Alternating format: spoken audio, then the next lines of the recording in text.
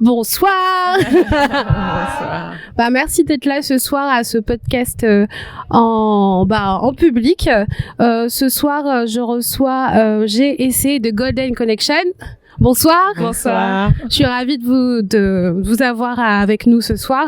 Ça me fait vraiment plaisir de pouvoir savoir un petit peu plus sur votre parcours, comment vous avez décidé de lancer votre boîte, cette amitié que vous avez entre vous. Enfin, voilà. Ce soir, ça me fait plaisir de mettre en avant ce que vous faites, votre travail. Donc, merci d'avoir répondu à l'invitation. Ça me fait vraiment... Merci à toi de nous avoir invités. Avec plaisir. Pour démarrer, je vous dis une première chose. L'épisode sera mis en ligne d'ici quelques semaines. Vous pourrez l'écouter sur toutes les plateformes d'écoute. Et puis, on vous laissera un temps d'échange à la fin pour poser vos questions et pour échanger avec nous parce que ce que je veux, c'est que ce soit collaboratif. Je tiens à remercier l'équipe qui est avec moi, donc Lise, Philippine, Thibaut, qui m'accompagnent ce soir. Donc, merci. Je tiens à vous remercier de votre présence et puis on va démarrer. Alors, racontez-nous un petit peu comment a commencé l'aventure Golden Connection. Assez simplement, tout simplement parce qu'en fait, on a toujours regardé beaucoup de blogs de mode, on aimait énormément la mode, on consommait énormément chez Zara aussi, qu'on achetait, avec des pièces qu'on achetait beaucoup suite à notre argent de babysitting. Et un jour, je lui ai tout simplement proposé, et si on faisait aussi notre blog, notre chaîne YouTube, ce à quoi elle a répondu oui de manière spontanée. Et c'est comme ça qu'on a cherché un nom et qu'on a trouvé Golden Connection. D'accord. Vous étiez des amis de collège, si je me trompe pas. Oui, c'est ça. On s'est connus au collège, on s'est connus très jeunes. Et du coup, on a commencé le blog il y a maintenant 8 ans. Et depuis, voilà. Ça vous a paru être une évidence de travailler à deux? Enfin, c'était pas un projet que vous voyiez faire seul? Alors, on a toujours voulu travailler à deux. On savait pas du tout vers quoi on allait s'orienter au moment où on avait l'idée de travailler à deux. Et ensuite, quand elle a proposé cette idée-là, ça nous a paru en fait vraiment naturel de commencer cette aventure à deux. Et ça nous a jamais, ça nous est jamais passé par la tête d'arrêter ou de le faire individuellement chacune de notre côté. D'accord. Est-ce que vous avez senti un peu la force que ça peut donner d'avoir justement une entreprise en business ou un projet à deux? Est-ce que ça vous a donné plus de force? Ouais, totalement, dans le sens où en fait quand t'es à deux déjà, vous avez beaucoup plus, vous avez deux cerveaux et au niveau de la créativité, ça n'a rien à voir.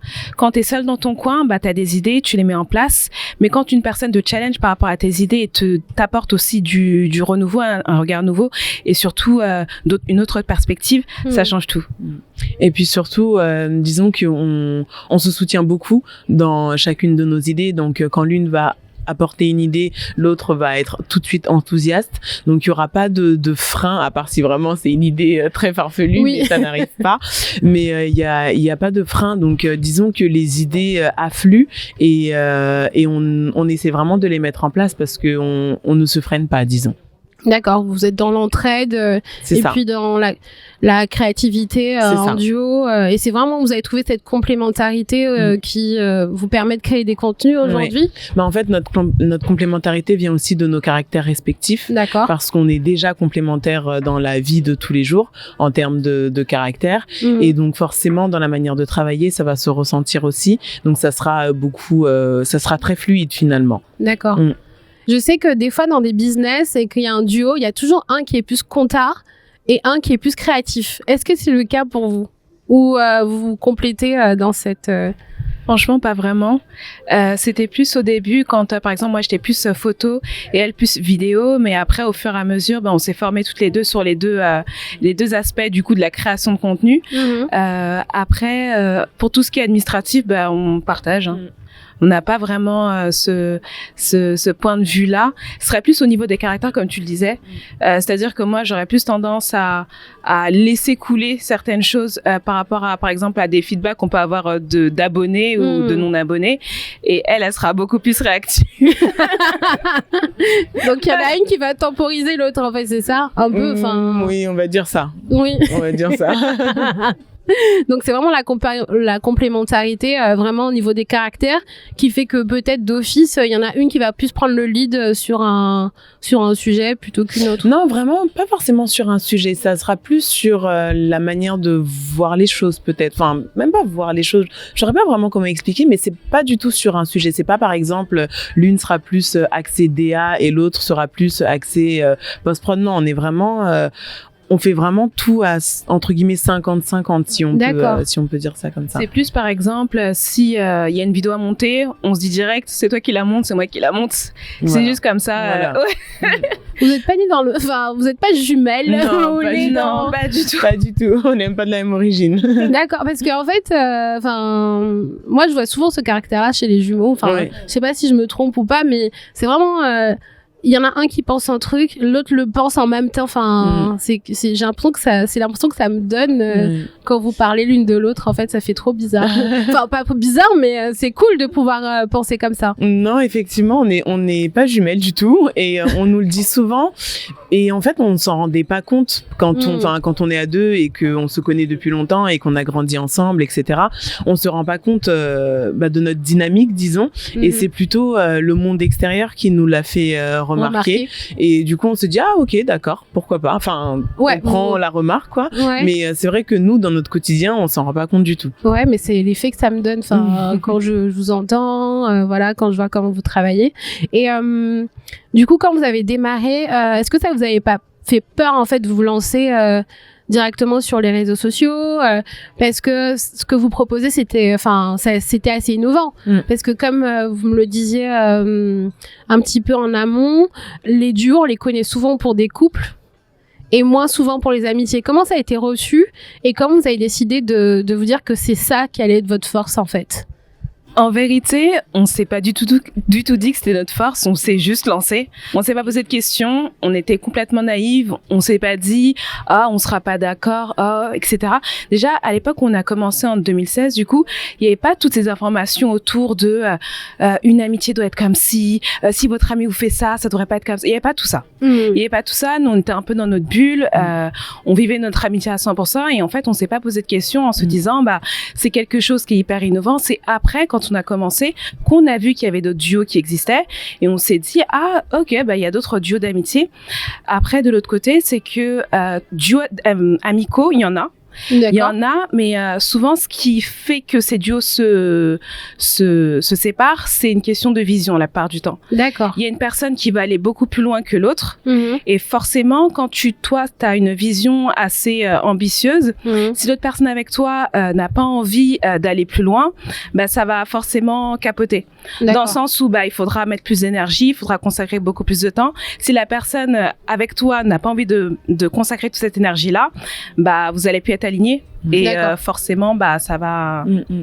Est-ce que vous faites régulièrement des checks un peu comme on fait quand on est en couple, on fait un check de notre couple pour voir comment ça fonctionne, est-ce qu'on est d'accord, est-ce qu'on a la même vision, est-ce qu'on va dans le même ou ça se fait naturellement en fait? Non, honnêtement ça se fait naturellement parce que déjà non mais c'est pas possible.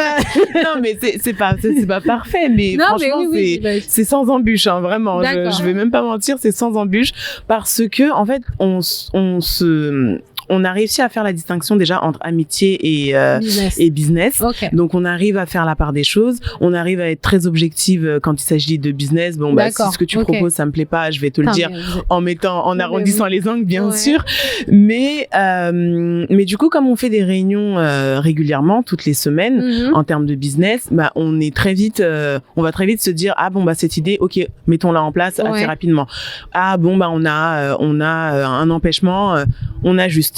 Okay. Donc, disons que non, on n'a pas besoin de check, pas hebdomadaire, mais semestriel ou trimestriel, parce que ça se fait au fil de l'eau, en fait, finalement. Et puis, vous tenez régulièrement au courant, si c'est toutes les semaines. On se parle tous les jours. D'accord, ok. Oui. Donc, vous savez comment l'une va. Oui. Non, mais on se parle tous les jours. Je pense que c'est mon premier message de la journée et c'est sûrement mon dernier. On est plutôt alignés. En fait, on explique toujours comme ça, c'est qu'on s'est connus tellement jeunes. C'est comme si on avait développé une troisième personnalité mais commune. D'accord. Donc il y a moi, il y a elle et il y a cette autre personnalité, cette entité, voilà, qui est le business en fait, qui est le business, mais qui mélange, enfin qui représente tout en fait, le business, l'amitié, et du coup disons qu'on se comprend très bien on n'a pas besoin de se parler beaucoup. D'accord. Donc vous avez grandi ensemble finalement, vous êtes construites ensemble. Oui. Est-ce que vous avez fait des études communes ou pas du tout? Plus ou moins. Non, pas ensemble, mais en fait, on est repartis toutes les deux en marketing digital. Voilà. Et on n'était pas du tout dans la même école, dans les études supérieures. D'accord. Non, oui, initialement, on était, moi, j'étais en langue et commerce international. Elle était en droit. Et en fait, en construisant Golden Connection, on s'est dit qu'il fallait on s'oriente un peu plus vers le digital. Et c'est par la suite qu'on a fait des études de digital, mais pas du tout dans les mêmes endroits. D'accord, donc vous aviez commencé des cursus qui étaient complètement différents. Opposés, oui. Et après, vous avez fait les mêmes, peut-être pas au même endroit, mais vous avez fait la même spécialité en fait.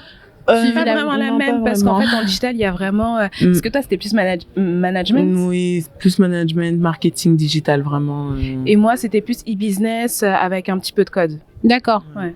Et le choix de vos études, ça s'est fait en même temps que vous avez construit votre business ou ça c'est venu un petit peu après? En fait, on a voulu professionnaliser notre business dans le sens où, comme on venait de cursus littéraire, on s'est dit qu'en fait, il fallait qu'on gagne en compétences dans le digital, puisqu'en fait, on était tout le temps dans les livres. D'accord. Et forcément, le digital et les réseaux sociaux, ça n'a rien à voir avec ce que tu trouves en tout cas à l'époque, dans les livres. Et c'est la raison pour laquelle on a cherché des orientations qui pourrait en fait nous faire monter en compétences sur les réseaux. Pour continuer un petit peu ce que vous avez engagé. Et justement, ce positionnement sur les réseaux sociaux, vous avez dit que ça s'est fait naturellement, mais comment vous avez réussi à vous positionner sur le marché en général? Parce que on sait que c'est monopolisé par certaines personnes. Comment vous avez réussi à faire votre place? Disons que dès le début, on était extrêmement motivés, vraiment extrêmement motivés. On était, déjà, on avait 2 emplois du temps complètement différents. D'accord. On est encore une fois 2 personnalités différentes. Donc, on a commencé sans savoir le travail que ça allait demander. Ok. Donc, on était vraiment blind, vraiment. On se dit, on y va et puis on verra. Et au fil du temps, on s'est rendu compte du travail que ça demandait, mais on était vraiment très motivés. C'est-à-dire que le matin, avant d'aller au travail ou à l'école, on se croisait à 7h30 pour shooter. Et après, on allait au travail et même parfois à la pause du midi, on va se rejoindre pour shooter aussi. Ah ouais, le soir, quand on va rentrer, on va faire une petite réunion. Et ça, on était déterminé. Oui, si tu dis 7h30. Vraiment, en hiver, c'est-à-dire que le soleil, on veut vraiment attraper le soleil qui se lève avant de courir au travail. Donc non, on était super motivés. Et en général, pour ceux qui commencent un business, n'importe quel business, vous n'êtes pas motivé comme ça sert à rien. Parce que vraiment. Non, mais on peut se motiver à partir de 10h. Non. Non, comment tu fais pour te motiver à partir de 10h si tu as un travail?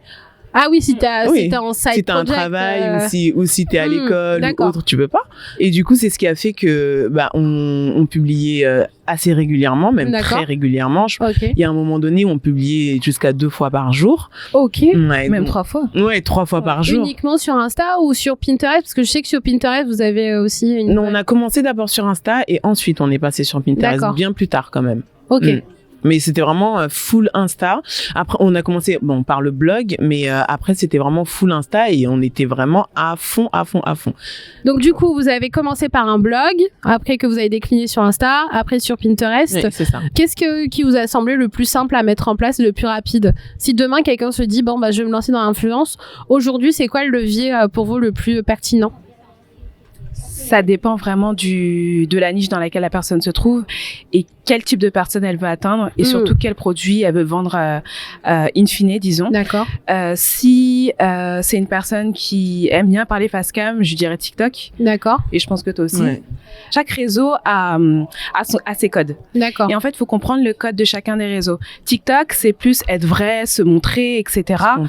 Spontané. T'as pas besoin de choses qui sont très léchées. T'as pas besoin d'avoir une esthétique parfaite. Donc, tu viens tel que tu es. Et si t'es régulière et si t'analyses aussi, parce qu'en fait, mine de rien, les personnes qui montent sur TikTok analysent ce qui fonctionne. D'accord. ça va le faire pour toi. Après, sur Instagram, aujourd'hui, tu peux pas venir avec des photos floues ou des vidéos qui sont approximatives. Ok. Tu peux absolument Tu pas. peux pas. Non, Tu peux absolument pas. Tu peux, mais franchement, ça... mieux vaut pas. D'accord, Parce que, en fait, le travail que tu vas mettre derrière, l'énergie que tu vas mettre derrière pour avoir vraiment très, très peu de retours parce que le contenu n'est pas qualitatif, D'accord. ça risque de te démotiver, en fait. D'accord. Là où on en est aujourd'hui, hein. Instagram, c'est très, les gens sont déjà très professionnels dessus, ont déjà une esthétique très propre, très, très belle. Donc, si t'arrives avec ton contenu TikTok sur Instagram, ça va pas fonctionner. D'accord. Vraiment. Ok, c'est vraiment TikTok, c'est vraiment viens comme tu es, tu viens de te réveiller, t'es pas maquillée, bref. Voilà, c'est ça. T'es encore en pige dans ton lit, tu fais ton truc. Exactement. Et Instagram, tu mets tes talons, tu te mets dans Paris, tu fais ton truc. Disons que c'est ça. Après, chaque personne a sa patte. Oui, voilà, à sa patte, à sa personnalité, à quelque chose à apporter. Ça se trouve qu'une personne là qui va se lancer sur Instagram, qui va être aussi naturelle que sur TikTok, ça peut fonctionner parce que on ne sait pas comment ça va évoluer, voilà, ça change tellement vite. Mais c'est vrai qu'aujourd'hui, disons, les codes que nous on connaît, qui ne sont pas la vérité incarnée, mais de ce qu'on a pu analyser, c'est que Instagram, faut que ce soit un peu plus esthétique, voilà, faut investir dans du matériel de qualité. Instagram, c'est plus une carte de visite. D'accord. C'est-à-dire qu'il y a des codes et aussi, en fait, la population sur Instagram. Quand une personne va sur Instagram, elle n'a pas le même comportement d'une personne qui va sur TikTok. D'accord. Une personne qui va sur TikTok vient pour se divertir, voire chercher des réponses. C'est-à-dire que le moteur de recherche, ça fonctionne super bien. C'est comme Google. Tu peux trouver ta réponse, etc. Si t'as aimé, t'enregistres, tu likes. Sur Instagram, tu viens voir du beau. Si le contenu n'est pas beau, une personne ne va pas liker. D'accord. En fait, elle va pas avoir envie de partager. En fait, quand une personne partage aussi sur Instagram, elle est fière de partager. Elle veut montrer qu'elle a vu quelque chose et donc du coup, le mettre en story, c'est dire que regardez ce que j'ai vu, ça en vaut la peine. Après, faites ce que vous voulez de ce contenu-là, mais c'est un contenu que je vous invite aussi à regarder. D'accord, ok. Et comment vous avez réussi à faire décoller un peu votre visibilité sur Pinterest ? Parce que les codes sont un peu différents aussi d'Insta maintenant, enfin... Pinterest, c'est plus du mérite de la régularité. D'accord, ok. Pinterest aussi, c'est beaucoup de beau. C'est-à-dire que tout le monde est parti sur Pinterest pour un sujet quelconque, que ce soit de la décoration, vous déménagez, vous avez envie de voir de l'inspiration pour décorer chez vous, etc. Vous cherchez peut-être des looks aussi. Pinterest, c'est vraiment de la régularité. C'est-à-dire que si tu postes tous les jours, tu peux en plus aujourd'hui programmer tes posts. C'est là où tu seras beaucoup plus récompensé. D'accord. Après, ce qui est important aussi, c'est tout ce qui est mots-clés, description, mettre aussi des liens. Par exemple, si tu portes une certaine tenue, parce que nous, on est dans la mode, du coup, si tu portes une certaine tenue, que le lien redirige vers cette tenue-là, ça peut être intéressant. C'est plus des choses comme ça sur Pinterest. D'accord. Le beau. Ok, le beau. bien répertorié. D'accord, le du beau. SEO. D'accord. Ouais. SEO, le beau. D'accord. C'est bon. Enfin, c'est hyper efficace parce que quand vous expliquez, en fait, c'est tout de suite, ça parle, en fait, sur quels sont les leviers, en fait, qu'on peut actionner, justement, pour avoir une communauté qui nous suit. Et, comment vous prenez les décisions au niveau des marques, au niveau des collabs que vous avez à voir comment vous faites un petit peu votre tri au départ, comment ça s'est passé et comment ça évolue maintenant? Alors au départ, on a eu notre première collaboration, je sais pas, 5-6 mois après qu'on se soit lancé. C'était des petits bracelets de rien du tout, mais c'était notre première collaboration. On était trop contentes. D'accord. Donc au début, parce qu'on avait 50 likes et tout, donc enfin même pas 50 likes, donc vraiment on était trop contentes. On venait vraiment à peine de commencer. Donc disons qu'au début on prenait pas tout, mais vraiment on prenait la plupart des choses qu'on nous proposait, on prenait parce que ça s'inscrivait quand même dans notre direction. Et ça, c'était soit de la mode, la beauté ou des accessoires, etc. Aujourd'hui, disons que avec notre contenu qui a évolué, avec nous aussi, on a évolué, on a grandi, on a mûri, disons pour pas dire vieillir. On a mûri et du coup, on consomme autrement déjà. On consomme autrement, donc forcément les collaborations qu'on va privilégier, ça sera des produits ou des services que nous-mêmes on aurait payé pour. D'accord. On a construit une communauté pendant tout ce temps. On n'a pas envie de vendre entre guillemets ou de proposer n'importe quoi aux gens. Si c'est pas quelque chose qu'on aurait consommé de nous-mêmes, on va pas le recommander. Et disons que encore une fois, comme on est assez aligné sur tout, on sait déjà, enfin, quand elle va voir un mail passer, elle sait déjà que elle va m'en parler parce que elle va quand même me dire bon, il y a ça qui est passé, mais bon, voilà. Voilà, ça passe pas. Mais du coup, on sait là où on veut s'orienter, et du coup, c'est assez facile de faire le tri. Du coup, maintenant, c'est beaucoup plus facile d'avoir des collabs. Ça vous a pris combien de temps pour construire la communauté, entre guillemets?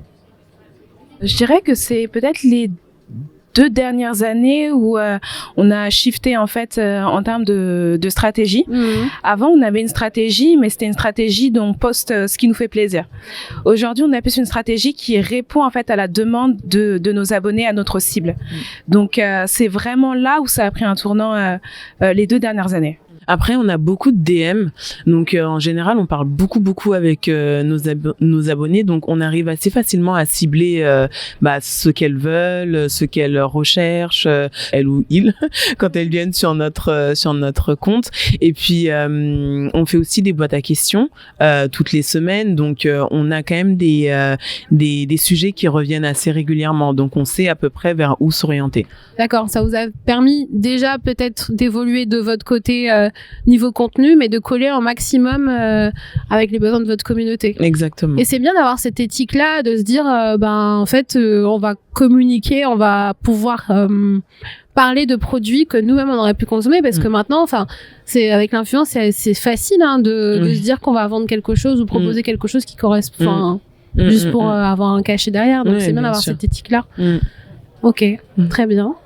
Aujourd'hui, Golden Collection, c'est un compte Insta, c'est la stratégie de l'influence. Demain, quels sont vos projets? Sur quoi vous avez envie de vous lancer?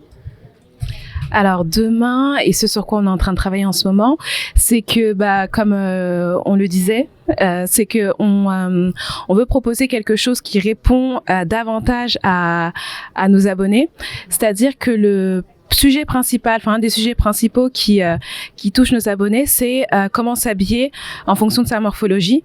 Et en fait, on s'est rendu compte que toutes les femmes, quel que soit le domaine où elles travaillent, quelle que soit l'entreprise où elles travaillent, leur statut, peu importe, a besoin d'avoir quelques pièces, même pas d'être fan de mode, mais d'avoir quelques pièces dans lesquelles elles se sentent bien pour pouvoir en fait affronter le monde, tout simplement.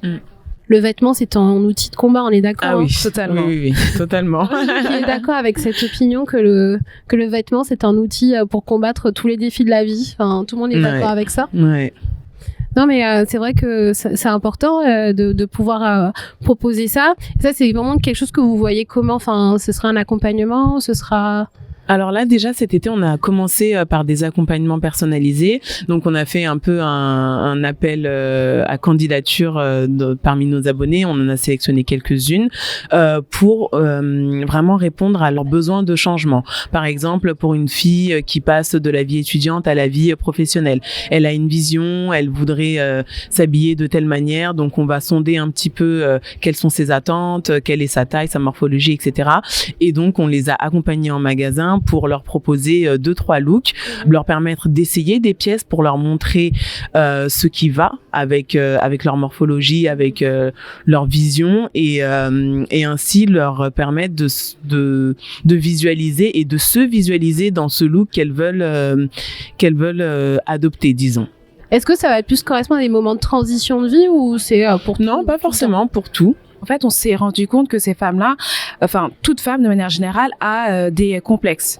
C'est-à-dire, il y avait par exemple une personne qui a des complexes par rapport à, je sais pas, son ventre ou alors ses genoux, ses mollets, etc. Et quand on a beaucoup de complexes et qu'on est dans la course de la vie au quotidien, métro, boulot, enfant, etc., t'as pas le temps en fait d'aller en magasin, sélectionner des vêtements. Quand c'est samedi, tu dois t'occuper des enfants. Tu peux pas aller en magasin le matin, ça te frustre peut-être aussi d'aller en cabine d'essayage parce qu'en fait tu seras face à une réalité, sachant qu'en plus la lumière des cabines d'essayage c'est pas une lumière de traître, hein. Franchement la lumière est très mauvaise là-bas. Oui, donc, en fait, ne vous fiez pas à votre reflet en cabine.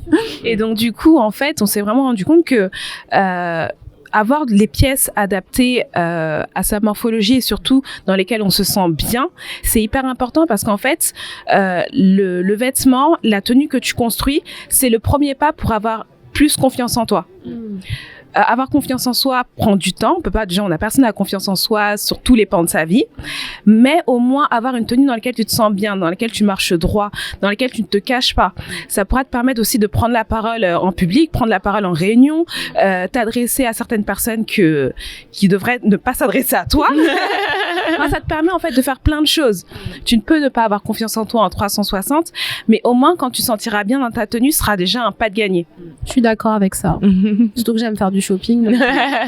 Peut-être pas. Mon banquier va moins apprécier ça, mais c'est est-ce qu'il y a des questions dans le public par rapport à l'influence, etc. Oui, Mélanie? Oui, j'arrive avec le micro. Bon, salut déjà, merci pour votre interview. T'as pris des notes? Ouais, carrément. Bon, moi, je vais poser vraiment des questions purement business. Est-ce qu'aujourd'hui, ça représente 100% de votre chiffre d'affaires? Est-ce que vous faites autre chose à côté? Est-ce que c'est de l'influence avec, je sais pas, des offres, comme vous avez dit? Est-ce que c'est autre chose? Ça m'intéresse d'avoir un peu les coulisses. Alors aujourd'hui, oui, c'est 100% de notre chiffre d'affaires. Récemment, moi, je me suis lancée dans comment on appelle ça, l'onglerie, voilà. Okay. Donc je fais les ongles, mais parce que j'aime ça. Donc c'est plus par entre guillemets passion que je le fais, mais c'est vrai que depuis quelques années, ça constitue l'intégralité de notre revenu, oui. Okay. Après, c'est pas, très honnêtement, hein, c'est pas du tout facile de vivre de l'influence en général, et surtout, enfin, faut quand même le préciser, pardon, quand on est des femmes noires, parce que forcément les contrats ne sont pas les mêmes, les propositions ne sont pas les mêmes, les revenus ne sont pas les mêmes. Il faut savoir se vendre, il faut savoir négocier, et il faut pas avoir peur tout simplement de donner de la valeur à son travail. Mais on a de la chance. Déjà, on est deux, donc on se soutient et on se sauce, disons, mutuellement, en se disant, mais non, on peut faire mieux, etc. Mais c'est pas facile, ouais. Et à partir de quel moment vous vous êtes dit justement, ouais, ça peut être grave rentable comme activité de faire ça en fait à temps plein au final? Bah en fait, on s'en est rendu compte quand on a commencé, on ne savait pas que les gens étaient payés pour ça. On suivait énormément de blogs, mais ça se disait pas. En 2016 et même avant, personne le disait. Enfin, tu voyais des personnes voyager, avoir des vêtements, mais tu disais, bah bon, elle a ses vêtements. Mais ça se disait même pas jusqu'à 2020 encore, même jusqu'à 2020. C'est très récent. Ouais. C'est là maintenant, depuis un an, où tu dois dire que t'es rémunéré, tu dois dire que ça a été offert, etc. Enfin, qui doit avoir cette transparence-là. Mais jusqu'aujourd'hui, enfin, il n'y a pas une sorte de grille officielle. C'est vraiment tu navigues dans les vagues, tu sais pas trop, t'écoutes un peu ce qui se passe là-bas. C'est un peu à la tête. C'est ça. C'est ça. Et en fait aussi, c'est hyper important de parler à d'autres créateurs de contenu pour savoir en fait qu'est-ce qu'il en est. Les agences aussi aident beaucoup, les talent managers aussi aident beaucoup pour en fait savoir dans quel champ tu peux te positionner. Ok. Bah, merci. Avec plaisir. Bonsoir les filles. Bonsoir. C'était canon. Merci. Beaucoup. Et en plus pour moi qui suis absolument nulle en communication marketing, c'était concret. La première question que je me demandais, c'est comment vous réussissez encore à comprendre et à apprivoiser l'algorithme Instagram, parce que moi j'ai l'impression qu'il change tout le temps, enfin que c'est très nébuleux. Et la deuxième des choses, en termes de, parce que vous parlez du coup de collaboration commerciale et que vous travaillez uniquement avec des marques que vous consommez, est-ce que par exemple il y a une façon de faire pour déjà pour vous approcher, mais surtout comment vous vivez le produit? Est-ce que vous le testez pendant plusieurs semaines et après vous envisagez de communiquer dessus ou pas? Voilà, merci beaucoup. En fait, pour tout ce qui est algorithme, je pense qu'il y a énormément de mythes autour de ça. Et je pense que tu es d'accord avec moi. Vraiment. L'algorithme est le suivant. Quand tu publies ta vidéo, Instagram va d'abord le partager à quelques personnes de tes abonnés. Si tes abonnés réagissent, on va parler positivement, tes abonnés réagissent, ils vont, dans la deuxième heure, le partager à davantage d'abonnés. Si ces abonnés-là réagissent, c'est-à-dire like, maintenant, ce qui est très important, c'est les partages, Instagram va encore le diffuser à une troisième partie des abonnés. Si tes abonnés réagissent encore, c'est là où Instagram va beaucoup plus de publier au niveau de l'Explorer, au niveau de personnes qui ne te suivent pas. Et donc, du coup, c'est là où tu vas gagner en visibilité. Parfois, on dit qu'on n'a pas de visibilité, mais c'est parce qu'en fait, au premier stade, la première heure, ta vidéo n'a pas plu aux quelques followers qui ont regardé ta vidéo.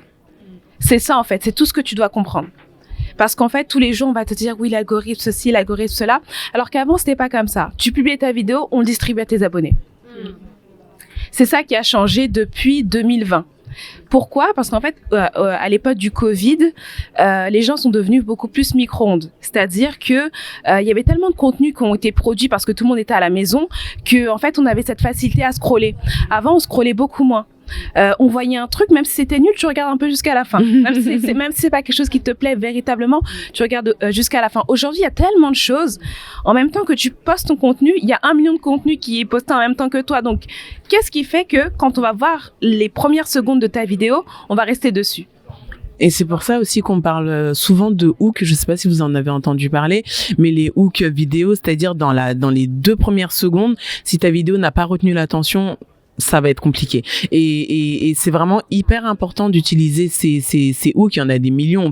On peut tous les trouver sur TikTok ou même sur Insta. C'est ce qui va vraiment faire que ta vidéo va retenir l'attention. Même si les gens vont se perdre après un petit peu dans ta vidéo, mais vraiment les premières secondes, c'est ce qui sera déterminant pour toi. Ouais. Et un autre truc aussi, c'est qu'il faut aussi étudier quelles sont les tendances de l'année. En 2025, les tendances, ça va être beaucoup le storytelling. Les gens ont vu beaucoup de hooks, ça a beaucoup fonctionné, mais en parallèle des hooks, ce qui fonctionne maintenant, c'est le storytelling. Vous voyez que les gens mettent des tac, tac, tac, tac, tac. Il y a plein de mouvements dans la vidéo dès les premières secondes. C'est ce que les gens adorent parce qu'une personne qui vient sur Instagram, une personne qui vient sur TikTok, elle vient aussi pour se détendre. Elle veut que l'information soit belle, qu'elle soit esthétique, etc. Et en fait, quand tu parles d'une histoire, c'est vraiment personnel, c'est quelque chose d'unique. Et donc, du coup, quand une personne tombe sur ta vidéo, elle tombe sur quelque chose d'unique. Elle se dit pas que, c'est la même chose que notre personne. C'est pour ça que on voit des trucs du style, je vous emmène décorer ma maison parce que j'ai pas les moyens d'acheter des trucs, donc je vais seulement aller chez Le Bon Coin et je vous montre comment je vais faire. Et forcément, en fait, c'est tellement personnel, c'est tellement une histoire qu'en fait, on reste dessus et on a envie de connaître la suite. Tout ce qui est série aussi. Série, storytelling, se mettre en avant, faire du fast cam, c'est ce qui fonctionne. Plutôt que de rester en retrait, faire des trucs où il n'y a pas de personnalité. Ah oui, non, ça, aujourd'hui, il faut oublier. Hein. Vraiment, non, vraiment. Et c'est dur parce que il y a plein de gens qui sont pas à l'aise avec le fait de se montrer, de montrer leur image, etc. Mais honnêtement, si vous n'êtes pas à l'aise avec ça, il doit y avoir 1% de créateurs de contenu qui arrivent aujourd'hui à percer, entre guillemets, sans se montrer. Mais c'est très, très rare parce que aujourd'hui, on a besoin de s'identifier. On a besoin de s'identifier à la personne qui poste le contenu. On a besoin de savoir qui tu es, pourquoi tu me parles, qu'est-ce que j'ai à apprendre de toi, et de se reconnaître aussi en la personne, de qui on voit le contenu. Si tu me ressembles pas trop, ok, mais qu'est-ce que tu fais dans ta vie qui pourrait, que je pourrais assimiler à la mienne? Et s'il y a rien de tout ça, pourquoi je m'abonnerais? Et malheureusement, c'est comme ça que les gens réfléchissent et que les gens fonctionnent aujourd'hui. Donc vraiment, s'ils se reconnaissent pas en vous, en votre contenu même, parce que, je dis ça, mais moi, ça m'arrive de consommer des contenus rien à voir, mais parce que, encore une fois, il y a un storytelling. Donc c'est soit on se reconnaît dans le contenu de la personne qu'on regarde, soit il y a un storytelling qui est assez pertinent pour nous porter. Voilà, exactement. Et autre chose, maintenant que tu dis tout ça, c'est vrai qu'il y a énormément l'empathie qui joue. En fait, quand on regarde un contenu, souvent on se dit et toi, elle est trop bien cette vidéo, mais faut se poser la question, pourquoi je me suis arrêtée? pourquoi je me suis arrêtée sur cette vidéo? Qu'est-ce qui a fait dans les premières secondes que je me suis arrêtée? Moi, je me pose beaucoup la question, et je sais que toi aussi, pour analyser, mais en fait, parfois, on fait des contenus, on remet pas en question nos contenus. On pense qu'ils vont être perçus de la même manière dont nous, on les a créés. Mais en fait, faut se mettre à la place du consommateur, se mettre à la place de notre cible pour se dire, ah, moi, si je suis ma cible, est-ce que moi, je m'arrêterais sur ça? Il faut être honnête avec soi-même. Hein. Ouais. Ça, c'est... Non, mais ça, c'est la clé parce que, même nous, hein, jusqu'aujourd'hui, ça peut nous arriver de pas avoir ce discernement. Mais il faut être très honnête avec soi-même parce que souvent, on va parler à des gens qui vont nous dire, mais je comprends pas, mon contenu est trop bien et tout. Et no shade, vraiment. On va regarder le contenu, on va se dire, ok, le contenu est bien, mais tu vois pas là qu'il y a un petit souci, tu vois. Enfin, bien sûr, si on peut, on le dit, si on nous demande notre avis déjà, parce que qui sommes-nous en vrai.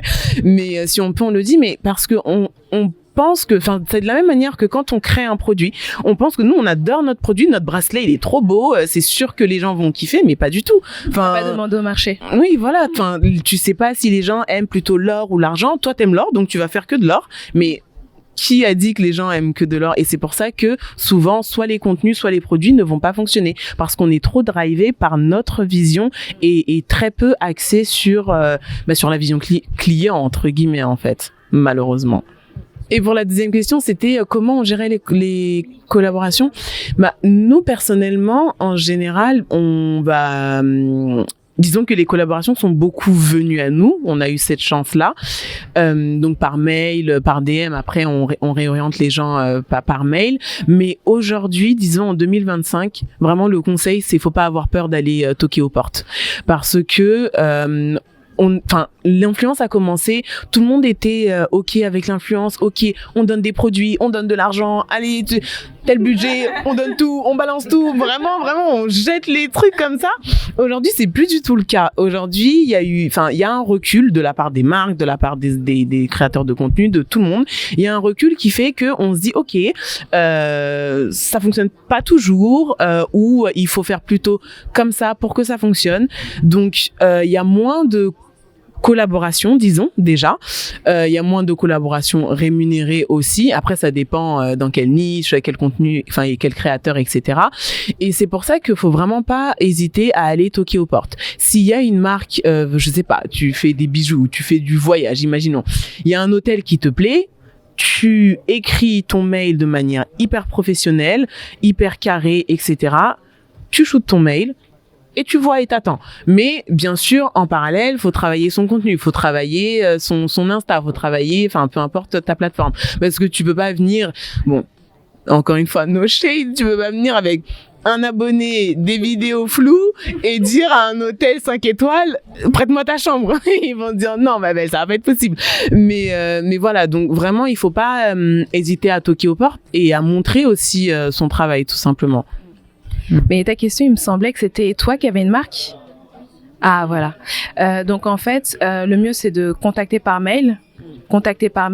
Peut-être aussi dire que tu as envoyé un mail en DM si tu vois qu'il n'y a pas de réponse. Mais surtout, en fait, il faut que ton positionnement aussi donne envie. Tu vois, que ton contenu donne envie, que dans ton mail, on est directement le lien du site internet, le lien de ta page Instagram, etc. Montre aussi que tu as regardé la page de la personne pour personnaliser le mail et puis voilà, ne pas hésiter aussi à demander ce que le créateur de contenu voudrait faire avec toi. Pas forcément imposer la chose, mais peut-être travailler ensemble pour trouver une collaboration qui vous convienne à tous les deux ou à toutes les deux. Merci, c'était une masterclass. Moi, j'écoutais et tout, j'étais là, ah bon, oui. Non, mais c'est hyper... Ah bah voilà, il y a encore des questions. Quid de l'heure de publication maintenant, parce qu'on entendait avant que oui, il faut partager à 18h, faut partager à 21h, à midi, parce que les abonnés sont plus ou moins actifs. Alors, est-ce que c'est toujours pertinent de faire ça? Personnellement, moi, je pense que oui, parce que, enfin, déjà, tu dois regarder tes statistiques, tout simplement. En général, si tu vois que le mardi, c'est un jour qui fonctionne bien pour toi, mardi à 15h30, mais tu postes mardi à 15h30. Si c'est pas parce que X dit faut poster à 21h que toi, tu vas poster à 21h. Si toi, ton audience est plus active à 15h45, tu postes à 15h45, tu vois. Mais c'est aussi important, oui, d'étudier sa communauté, d'étudier les heures à laquelle sa communauté est présente. Après, je pense, je sais pas, tu diras, mais je pense qu'il y a quand même un créneau d'heures qu'il faut respecter. Tu vas pas poster à 1h du matin. Enfin, après, bon, je sais pas, chacun fait ce qu'il veut, mais poster à 1h du matin, c'est pas la France que tu vas toucher, c'est d'autres pays. Ouais, grave d'accord avec toi, totalement.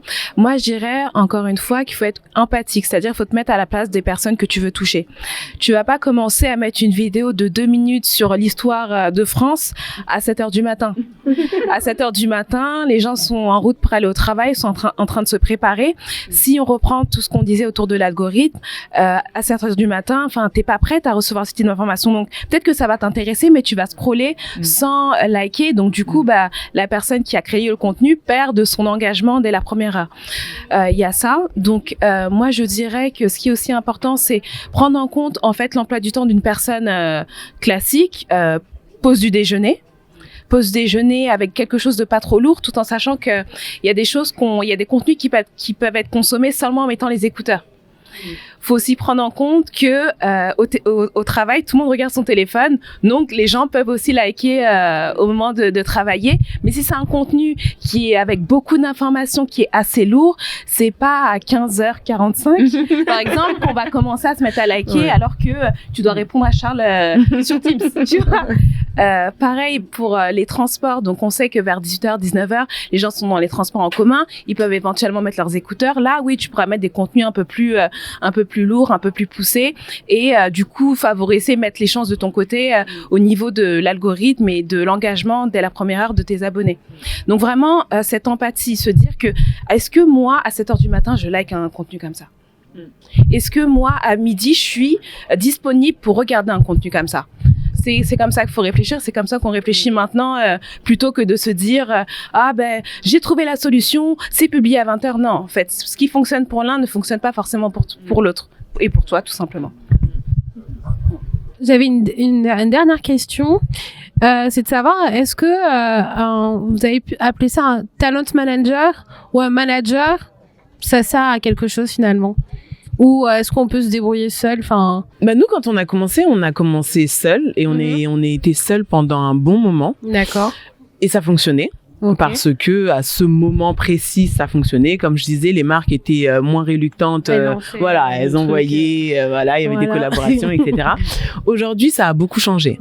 Aujourd'hui, les marques ou même les agences vont passer par des agences ou par des talent managers pour atteindre un créateur de contenu. C'est pas à 100% le cas parce qu'il y a encore des créateurs de contenu qui sont en indépendant, mais c'est vrai que si tu as une agence ou si tu as un talent manager, ça sera, disons, plus facile parce que déjà le talent manager ou l'agence va aller chercher aussi les contrats pour toi, va aller discuter la rémunération pour toi et aura aussi plus de contacts, tout simplement.